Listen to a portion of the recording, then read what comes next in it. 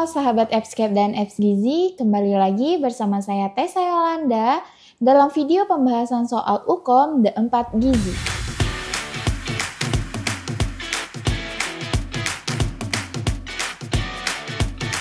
Langsung aja kita masuk ke soalnya. Soal yang pertama, seorang perempuan berusia 18 tahun memiliki berat badan 45 kg, tinggi badan 50 cm, masuk rumah sakit dalam kondisi demam dengan suhu 38 derajat Celcius. Demam diderita selama kurang lebih 4 hari. Terdapat tanda ruam berwarna merah di kulit tangan, kaki, dan badan. Hasil asesmen menunjukkan kondisi lemah, tidak ada nafsu makan. Ahli gizi diminta mengkaji kondisi pasien tersebut. Apakah bentuk makanan paling tepat diberikan pada kasus tersebut? A. Saring, B. Biasa, C. Padat, D. Cair, dan E. Lunak. Langsung aja kita bahas untuk soal yang pertama. Di sini yang ditanyakan adalah bentuk makanan yang paling tepat diberikan pada kasus tersebut. Nah, kita cari dulu data fokus dari soal ini. Yang kita dapatkan bahwasannya perempuan ini memiliki kondisi demam dengan suhu 38 derajat Celcius. Lalu kita dapatkan bahwasannya kondisinya yaitu lemah, tidak ada nafsu makan. Nah, di sini tidak ada kesulitan menelan ya teman-teman semua. Sehingga makanan yang paling tepat kita berikan adalah makanan lunak, yaitu opsi E. Kenapa kita berikan makanan lunak? Karena di sini pasiennya mengalami demam namun tidak terlalu tinggi dan juga dia tidak memiliki kesulitan dalam menelan. Jadi jawaban yang paling tepat adalah opsi E, makanan lunak. Kita lanjut ke soal nomor 2. Seorang perempuan berusia 59 tahun datang ke puskesmas dengan keluhan nyeri pada sendi kaki sejak 2 hari lalu. Pasien mengatakan bahwa dia merasakan panas pada sendi kaki dan sulit berjalan. Dari hasil pemeriksaan, kadar asam urat 9 mg per desiliter. Gula darah sewaktu 98 gram per desiliter. Apakah jenis diet yang tepat untuk kasus tersebut?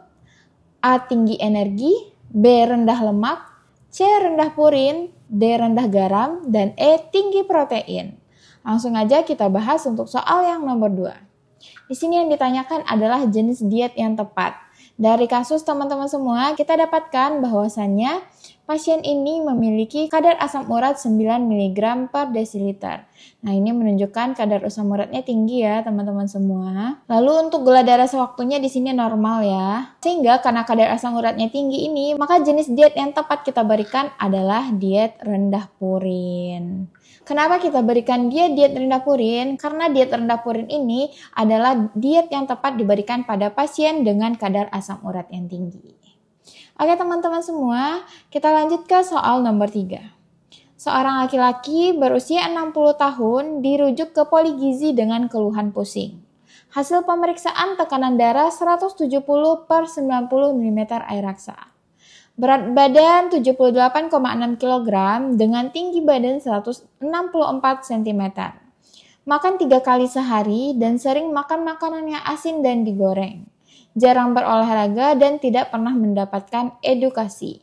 Ahli gizi akan memberikan asuhan gizi. Apakah jenis diet yang tepat diberikan pada kasus tersebut?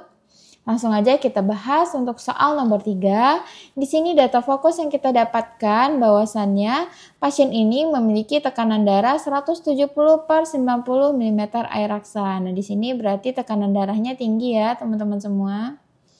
Nah, ini merupakan permasalahannya. Jadi, kalau tekanan darahnya tinggi, maka diet yang tepat kita berikan adalah diet rendah natrium atau diet rendah garam ya teman-teman semua. Oke, nah itu dia jawaban untuk soal nomor 3. Kita lanjut ke soal nomor 4. Seorang ahli gizi mengadakan kegiatan penimbangan berat badan balita di suatu desa. Sebanyak 75 orang ditimbang dari 100 orang balita yang ada di desa tersebut. Hasil penimbangan 50 orang balita dengan berat badan naik dibandingkan bulan lalu. Berapakah persentase partisipasi masyarakat anak yang datang ke posyandu pada bulan tersebut? A. 100%, B. 75%, C. 80%, D. 85%, atau E. 50%. Oke teman-teman semua, di sini yang ditanyakan adalah persentase partisipasi masyarakat. Nah, partisipasi masyarakat ini itu lambangnya adalah D/S atau balita yang datang dibandingkan dengan seluruh balita yang ada.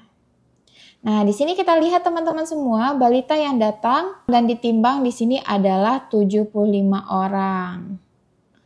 Nah, dari sini juga teman-teman semua, kita ketahui bahwa seluruh balita yang ada di sini adalah 100 orang.